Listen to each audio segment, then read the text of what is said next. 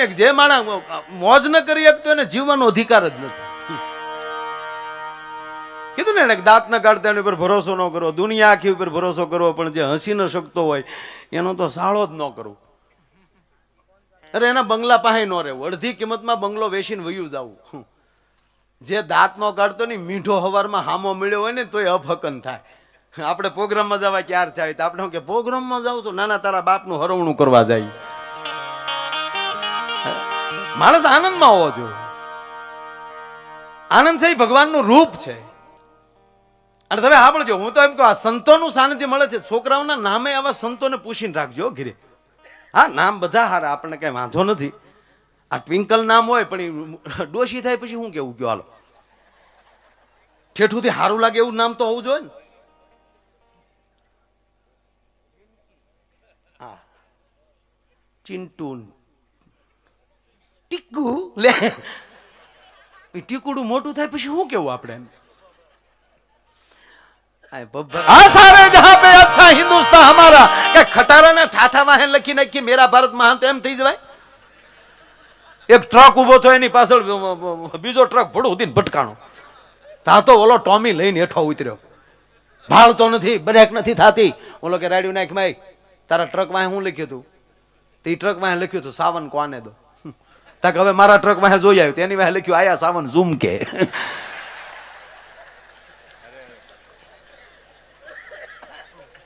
આ દેશ શક્તિનો દેશ, મારો કહેવાનો મતલબ. અને આપણે ગમે એટલા ભલે આપણે બધા આપણે વાતો કરીએ બધા, એ તો આપણે બધા ભેગા છીએ, નાઈટમાં ભેગા છીએ પુરુષ જાતમાં. પણ એક તો સ્વીકારવું જ પડે કે આ મોટો માણસ કોણ બને બટુકભાઈ? જેના ઘરે જગદંબા જેવી ભગવતી બેઠી હોય ને એ જ માણસ મોટો બની શકે હો. બાકી વાતો થાય બધી. હા, 100%. હા, પરણી એટલે પ્રોબ્લેમ થાય થોડો બાપુ. આપણે શિવરાત્રી મેળામાં આવીએ ને એટલે પછી એક આપણે ઓલી આખી એક લાઈન બેઠી હોય ઉભડાક, આજા દર્શન કલા ના, બહુ મજા આવડે સલેમ હો બાપુ. એ જઈ આ જુનાગઢ મને બહુ ગમે. બાપુને ખબર, હું આજુબાજુ પ્રોગ્રામ હોય તો ઘડીક ભવનાથ જઈ આવું. તેમાં કઈ બધા તો ન જોઈએ, અમુક ખડિયા પલટન નહીં હોય. હા હા, તમે હીરા લેવા જાઓ તો કે બધી રફ એક હરખી ન નીકળે. કોક જીરમ વાળા હીરા નીકળે ને તળિયેલ તૂટી જતા. મેં તળિયા મથાળા પેલ ઘાટે કર્યા, સાર વસ્તુ લે તઈ દોરિયું મારતો. કારણ કે કારખાનું હકારતા એટલે આપણે દોરિયું મારવાનું ને એવું સાઈડમાં રાખવું પડે ને. દોરિયું માર બદલો નથી કર્યો કોઈ દી, બાય ગોડ. હા, કોઈ દી બદલો નહીં. હીરા 8 ઘંટી હકારતો, 8 ઘંટીનો માલિક ભાઈ. અને હાદી હરાયણું કારીગરો પાસે કોઈ દી હરાયણ નો બેહાડો, રાતનો એકલો બેહાડી દો. એટલે તો ધુજારી ઉતારતા મને આવડતું, લંગરિયા નાખતા એવું કોઈ ન આવડે. અને એવું આવડ્યું છે તો જ અહીંયા સુધી પગ્યો હશે ને. બદલો માર્યો હોત તો વાડીએ ન બેઠો ભલામાના. નહીં, તમે જે બનો એકવાર બની જાઓ. હાલો બટુકભાઈ, કાલે કીધું ને આજે કહું, તમે જે વસ્તુ એકવાર બન્યા એકવાર બની જાઓ. શિક્ષક બન્યા બની જાઓ. એવોર્ડ દેવા વાળા બેઠા છે. સરદાર વલ્લભભાઈ પટેલ નેતો બની ગયા, એવો દુનિયામાં હવે ન બને બાપુ. આ રાજકીય ક્ષેત્રમાં 2 જ વ્યક્તિએ પ્રતિજ્ઞા લીધી છે અત્યાર સુધીમાં. એક દાદા ભીષ્મએ, અને આઝાદી આવ્યા પછી રાજકીય ક્ષેત્રમાં કોઈ પ્રતિજ્ઞા લીધી હોય તો સરદાર વલ્લભભાઈ પટેલે. 1947 આઝાદી મળ્યા પછી આ દેશના આ પ્રથમ ગૃહમંત્રી બન્યા પછી પહેલી વેલી સોમનાથની યાત્રા જાણે એને કરી. અને સોમનાથ આવીને જોયે છે તો ખંડેર હાલતમાં, એમ કહેવાય સોમનાથના મંદિરને વેર વિખેર જોયેલું. ત્યારે સાગરની અંજળી ભરીને 1947 ભારત વર્ષના નેતાએ પ્રતિજ્ઞા લીધી હતી કે હું પહેલું વહેલું કાર્ય કરીશ તો ભગવાન સોમનાથનું મંદિર બનાવીશ. અને ત્યારે ઈ સમયના વડાપ્રધાન જે હતા એ મારેના કોઈના નામ નથી લેવા, પણ જે કોઈ વડાપ્રધાન હતા એને કીધું વલ્લભભાઈ તમે ભારત વર્ષના રાષ્ટ્રીય નેતા બનીને એક હિન્દુ મંદિર ન બનાવી શકો. ત્યારે વલ્લભભાઈ એટલું બોલ્યા હતા કે હું નેતા પછી છું, પેલા ભારતમાંનો લાડલો છું, શિવનો ભક્ત છું. અને તમે કદાચ ગ્રાન્ટ નહીં આપો તો ભારતના માણસો પાસે એક એક રૂપિયાની ભીખ માગીને હું મંદિર બનાવીશ, પ્રતિજ્ઞા લીધી, એમાંની પાછો નહીં ફરું. અને 1952 મંદિર પૂરું કર્યું અને આ દેશના પ્રથમ રાષ્ટ્રપતિ ડોક્ટર રાજેન્દ્ર પ્રસાદના હાથે સાહેબ પ્રતિષ્ઠામાં પૂજામાં બેહાડીની મંદિરના એમ કહેવાય ભગવી ધજા ચડાવી દીધી. કહેવાનો મતલબ એક એક હોવું જોઈએ. વિવેકાનંદ જ્યારે અમેરિકા ગયા, ધ્યાન આપજો, ઉતાવળ ન કરતા સમજવામાં. હા, ઉતાવળ કરી જાય એટલે માણસ તરત ભડકી જાય. વિવેકાનંદ અમેરિકા ગયા બાબુ, અને પહેલું વહેલું કોઈ એને ત્યાં પૂછ્યું કે તમારા દેશમાં કયા પ્રાણીનું દૂધ ઉત્તમ છે, કયા પશુનું દૂધ ઉત્તમ છે? એટલે વિવેકાનંદે કીધું કે ભેંસનું. ત્યારે સામેલી જવાબ આવ્યો કે તમે તો ગાયને પ્રાધાન્ય આપો છો ને. તક સાંભળી લે ભાઈ, તે મને પશુનું પૂછ્યું છે. ગાય પશુ નથી, એ અમારી માં છે ગાંડા, એને કેમ અમે પશુમાં લઈ? હે, એટલે આ દેશ કઈક જુદી જ. એટલે હું આમ જાઉં એટલે બધું જોયા કરું, એટલે બધું હરખું ન. એટલે એમાં એક જણા હજી આમ તમને કહું, એવા બેઠેલા સલમ લઈને, ઓલો દામો કુંડેલ ત્યાં પહોંચ્યો, આપણે ત્યાં અડધું મૂક્યું હતું ને. હા, આજ અડધું બધું પૂરું થાય બાપુ. 2 પ્રોગ્રામ હતા, તો બધે અડધા હું મૂકતો આવ્યો જોક્સ. ઓલું કાલ લેશું, ઓલું કાલ લેશું, એનું દે તો હતા ભલે 5-7 જણા તમે ત્યાં, પણ તમને એમ ન થવું જો કે આને બીજું આવડતું નથી. હા, 10 દી પ્રોગ્રામ રાખો ને તો એકનો એક બીજું ન આવે, પણ અમુક પેટર્ન હોય આપણે બધે દેવી જોઈએ, બધાને ન ઓલું હોય. એટલે એકચ્યુઅલી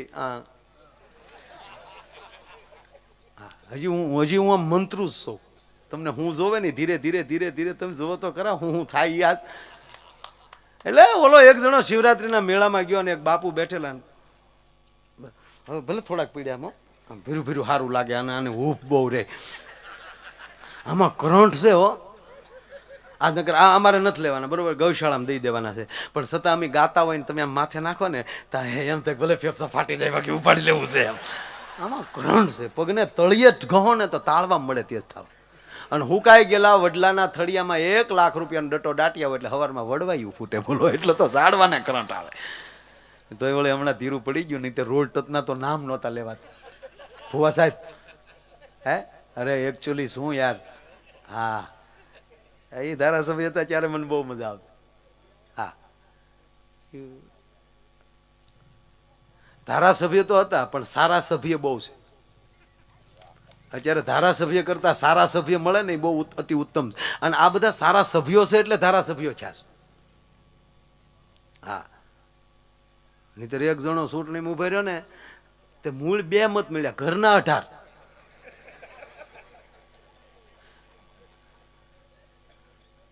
તો કોકે પૂછ્યું કે કેમ આ ઘરના તમે 18 જણા છો તો 2 મત જ કેમ મળ્યા?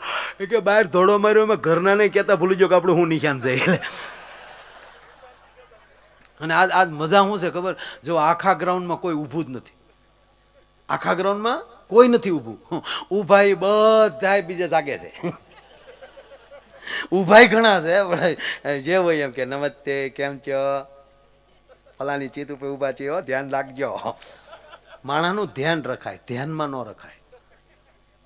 ભાઈ બેઠા એટલે મને એક પ્રસંગ યાદ આવે. નામ જો સંતાનનું સારું હોય ને તો એ તરી જાય. નામથી અજામિલ તાર્યો ગહન છે તારી ગતિ. અજામિલ નામના કસાઈના દીકરાનું નામ સાહેબ નારાયણ હતું. અને અંત વખતે માણા પડેલો પોતાના દીકરાને બોલાવતો હતો, એ નારાયણ, એ નારાયણ, એ નારાયણ.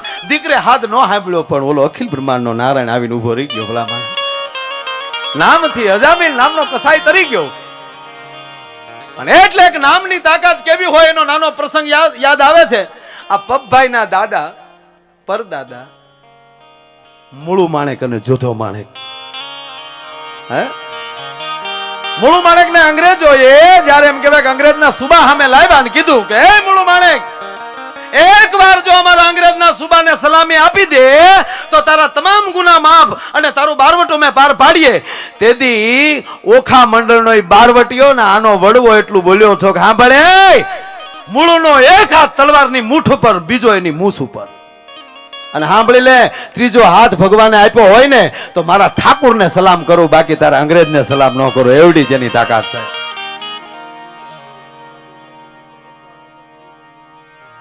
વિપુલભાઈ બાબુભાઈ એમના તરફથી 51,000 રૂપિયાનું અનુદાન આવે છે. તાળીના ગળાથી આપણે એમનો ગાવ ખૂબ ખૂબ ધન્યવાદ.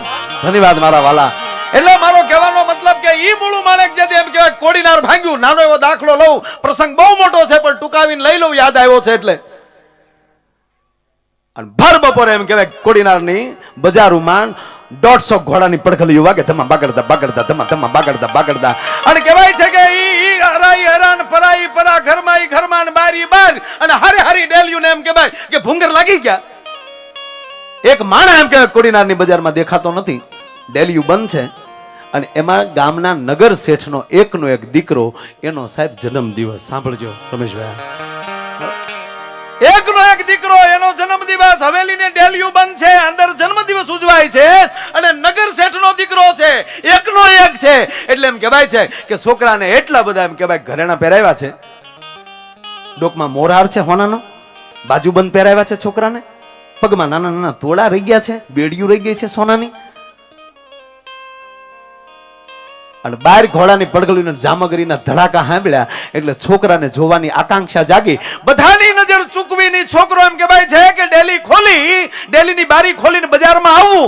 અને આ એમ કહેવાય કે મૂળું માણેકના માણસો આ છોકરાને જોઈ ગયા અને ફરતા ઘોડા કરી નાખ્યા. અને બંદૂકની નાળું લંબાવીને એટલું કીધું કે કાઢી નાખ્યા, ઘરેણાના કર મારી નાખશું. તેથી છોકરો બે આંખે હાર પકડીને એમ કહેતો હતો કે હું નહીં આપું, મને મારી માએ આપ્યા છે. હું નહીં આપું, મને મારી માએ આપ્યા છે. અને અંદર જાન માને ખબર પડી દીકરો દેખાતો નથી. બહાર એમ કહેવાય બંદૂકોની ધબધબાટી બોલે છે. અને માને એમ છું મારો દીકરો ક્યાં ગયો. જોયું તો પોતાની ડેલીની બારી ખોલી અને બારી આવીને જ્યાં માં જોવે છે તો એકના એક દીકરાને બંદૂકધારીઓ એમ કહેવાય ફરતો ઘેરી લીધો છે. આલી કહે છે કે આપી દે નહીંતર મારી નાખશું. છોકરો એમ કહે છે કે હું નહીં આપું, મને મારી માએ આપ્યું છે, હું નહીં આપું. અને માનો હાથ ફાટી ગયો ને એટલું કીધું, માધવ દઈ દે બેટા, એ માધવ દઈ દે, હું તને બીજું આપી. અને ત્રીજી વાર શબ્દ નીકળ્યો, માધવ તને કહું દીકરા દઈ દે, હું તને બીજો હાર આપી. અને મૂળું માણેકના કાને માધવ માધવ માધવ શબ્દ અથડાણો. અને પોતાની બાજુમાં એમ કે ઘોડા ઉપર બેઠેલા અને પોતાની બાજુમાં બંદૂક ઉઠાવી અને એના માણસો સામે નાળ લાંબી કરીને એટલું કીધું, છોડી ગયો એ છોકરાને. છોડી ગયો આ છોકરાને. મૂળું માણેક ભણે છે, નહીં છોડો તો ફડાકે દઈશ. કે પણ બાપુ કેટલા ઘરેણા છે, ઘરેણા જેટલા હોય એટલા, પણ ગાંડાવ એનું નામ માધવ છે. અને માધવને લૂંટું તો મેં મારા દ્વારકાધીશને લૂંટ્યો કહેવાય, કારણ કે દ્વારકાધીશનું નામ પણ માધવ છે. દ્વારકાધીશના નેજા હાથે તો મૂળ માણેકના બારવટા હાલે છે. અને જો માધવ નામના છોકરાને હું લૂંટું ને તો દ્વારકાની ધજાના મને દર્શન ન થાય. મૂકી જાય છોકરાને. છોકરાને મૂકે છે એટલું નહીં, પણ ઘોડાનું પલાણ છાંડી નીચે ઉતરી અને 7 વર્ષના દીકરાના ગાલ પકડીને મૂળું માણેક એટલું બોલ્યા હતા, ભણું બાપ અમને પાછે ખબર નહોતી કે તારું નામ માધવ છે. અને અમારા માણસોથી તારું દિલ દુભાણું હોય તો માધવ અમને માફ કરી દેજે. એમ કરીને બાવડું પકડી અને જણનારી જનતાને દીધી દીધું કે લે માં, મને ખબર નહોતી કે આ ગામમાં માધવ રહે છે. અને આજ મૂળું માણેક પ્રતિજ્ઞા લે છે કોડીનારમાં હું કોઈ દી પગ નહીં મૂકું. ભલા માણા એક માધવ છોકરાનું નામ હોવાથી જો હટી જતા હોય. આ નામની તાકાત છે. હોય ટ્વિંકલ કે ટપુડો હોત લ્યો તોડી નાખ્યો હોત ના અહીંયા નહીં. ઘૂઘુ ઘૂઘુત નામ હોય જ નહીં કોઈનું. એ મારી ફેક્ટરીનો માલ છે. કહેવાનો મારો મતલબ કે છોકરાના નામ એવા રાખો જેથી કરી અને હાલતા ચાલતા એનું નામ લઈ તો આપણું ભજન થાય. શું ફેશને મારી નાખ્યા આપણને. નહીં, આ દેશ જુદો છે યાર, આ શક્તિનો દેશ. ભલે આમ આપણે અલગ અલગ બેઠા છીએ પણ આ દેશ શક્તિનો છે. આ માતૃત્વનો દેશ છે, આ ભક્તિનો દેશ છે, આ સંતોનો દેશ છે, આ દાતારીનો દેશ છે, આ વીરતાનો દેશ છે. ભાઈ કાંગલાનો આ દેશ નથી ભલામણ. આ દેશ સારે જહાં પે અચ્છા હિન્દુસ્તાન હમારા. અમે સાથી ઠોકી ઠોકીને એમ કહેવાય પરદેશમાં જઈ ન્યાય બોલીએ છીએ. એનું કારણ શું? આપ પણ ઘણા પરદેશમાં જી આવ્યા છો. એની સમૃદ્ધિને મારા સલામ, એની ચોખાઈને મારા સલામ, એની ડિસિપ્લિનને મારા સલામ. પણ વિશ્વમાં આટો મારી લ્યો ને કોઈ અમને અહીંયા આવીને પૂછે કે તમને ભારતમાં શું વિશેષતા દેખાય, તો અમે સાથી ઠોકીને કહીએ વિશ્વમાં અમારી માં જેવી ક્યાંય માં નથી દેખાતી, આપણો પોશાક આવો નથી દેખાતો ક્યાં. હા, અમેરિકામાં હોય માં જ કહેવાય, પણ કઈ ગરીબના પેટના હાવ 1 મીટરમાં આખું ઘર સમજી લે છે. આ કોઈ મારી માં જેવું ઓઢણું તમને વિશ્વમાં ક્યાંય જોવા ન મળે. આપણા જેટલા ભાઈઓ અહીંયા રહે ને, એરપોર્ટમાં ઉતરીએ ને, ભલે વર્ષોથી અહીંયા રહેતા હોય, પણ આપણી માં કે આપણી દીકરી નીકળે તો ખબર પડી જાય કે આ આપણી હિન્દવાણી છે, આપણી હિન્દુસ્તાનની છે. આ દેશ જુદો છે. એટલે માં કીધું. ભારતનગર નામ પુલ્લિંગ છે, પણ છતાં માં કેવું પડે. અને કહેવાય ગયો સાહેબ, રેકોર્ડિંગ થાય ને હું કહું છું, હમણાં થોડાક દિવસોથી ચાલુ કર્યું છે માસ્તર, કે પાકિસ્તાનને સમાચાર આપી દેજો કે કદાચ તમને બીજા દેશનો હુમલો થાય અને તમે બરબાદ થઈ જાઓ અને તમારી કોઈ પરિસ્થિતિ હારી ન રહે, પણ હું ભરોસાથી કહું, તમારી તકલીફ ખરાબ થાય ને તો પહેલી વહેલી સહાય કરવા મારું ભારત જ તમારી પાસે પોગે, બીજું કોઈ ન પોગે. એટલું માતૃત્વ આ દેશમાં ભર્યું છે. એનો દાખલો આપું તમને. ચાઇના અરે 72 માં જયારે યુદ્ધ ચાલતું હતું અને એ બરોબર એમ કહેવાય હિમાચલ પ્રદેશમાં બરોબર પહાડો વાળી બોલ્ડર, અને એમ કહેવાય છે કે એક આપણા ભારતના સૈનિક એમ કે ગોળી મારે છે અને ચાઇનાનો એક સૈનિક ઘાયલ થાય છે અને પહાડ ઉપરથી દળદળતો નીચે આવે છે અને આપણી બોર્ડરમાં આપણી હદમાં આવી ગયો દળદળતો અને પીડ્યો છે અને આપણા દેશના યુવાને સાહેબ હથિયારના ઘા કરી નાખ્યા હતા. આપણો મહેમાન કહેવાય. અને એને હોસ્પિટલ લઈ જવા માટે, એને ઊભો કરવા માટે પપ્પાઈ જ્યારે આપણા દેશના યુવાને એને ઊભો કરે છે અને વાંકા વળીને બધ ભરવા જાય છે અને એ હરામીએ એના પગમાં બાંધેલી જમીઓ કાઢીને આપણા દેશના યુવાનને પેટમાં મારે છે. ટૂંકમાં 2 ઘાયલથી ઢળી પડે છે અને બીજા ફૌજી ભાઈઓ આવી જાય છે. તાત્કાલિક હોસ્પિટલમાં 2ને લઈ જાય, 2ની સારવાર ચાલુ થાય અને અમુક દિવસો પછી 2 ભાનમાં આવે છે. તો આપણો જે યુવાન હતો ને, એની ફરતા એનો આખો પરિવાર ઊભો હતો. એની માં હતી, એનો બાપ હતો, એની બહેન હતી, ઓલો એકલો હતો. એ ભાનમાં છે ને જોવે છે, આંખમાં દડ આહુડા જાય કે હું મારા દેશમાં હોત તો મારા ફરતા મારા ભાઈ ઊભા હોત. બીજો વિચાર એ આવ્યો કે મારા ભાઈઓ આ રીતે ઊભા હોત ને કોઈ ભારતના સૈનિકને હું હોસ્પિટલ લઈ ગયો હોત તો આવી રીતે પલંગમાં જીવતો રહેવા દેતે ને. આ લોકો મારી સારવાર કરે છે. આવા વિચારો હજી કરતો હતો તો આપણો જે ફૌજી હતો ને, એની માં હળદરવાળો દૂધનો ગ્લાસ લાવે છે એના દીકરા માટે. અને એના દીકરાની પાસે આમ જ્યાં જનેતા ઊભી રહી અને સામે જ્યાં જોવે છે તો એ ચાઇનાનો, ચીનનો યુવાન એ માં સામું જોઈને આંખમાંલી ડાળ દડ કાજબારી માં નહીં એટલે નહીં મને કોઈ પાતું નથી અને આંખમાંલી જે આહુડાની ધાર થાય અને આપણો યુવાન જાય એની માં પાસે ગ્લાસ લેવા જાય છે ત્યારે માએ હાથ પાછો ઠેરવીને એટલું કીધું, દીકરા તારા માટે હું બીજો ગ્લાસ લઈ આવું, આગળ આવી જાય. આની ક્યાં અહીંયા માં છે? આ ગ્લાસ એને દઈ દેવા દે ને, આજે ની ઘડીક મને માં બની જવા દે ને.